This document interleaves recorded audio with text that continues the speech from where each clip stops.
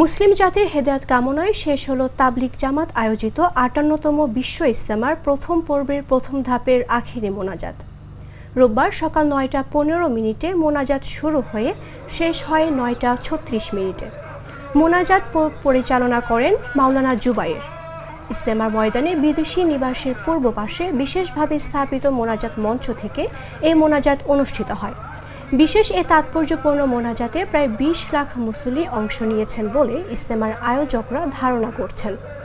এর আগে বাদ ফজর থেকে ভারতের মাওলানা আব্দুর রহমান হেদায়াতি বয়ান শুরু করেন। মাওলানা আব্দুল মতিন তাৎক্ষণিকভাবে তা বাংলায় অনুবাদ করেন।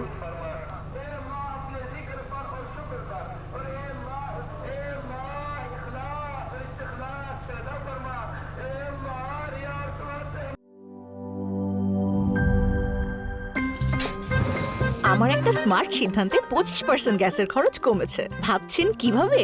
সাধারণ গ্যাস স্টোভ বদলে আমি এনেছি আরএফএল গ্যাস স্টোভ। এর সাইন্টিফিক নজল ও ব্রাস বার্নার ক্যাপ সমানভাবে তাপ ছড়িয়ে রান্না করে দ্রুত, তাই গ্যাসও বাঁচায় 25%, টাকাও বাঁচে 25%। আরএফএল গ্যাস স্টোভ নিরাপদ ও গ্যাস সাশ্রয়ী।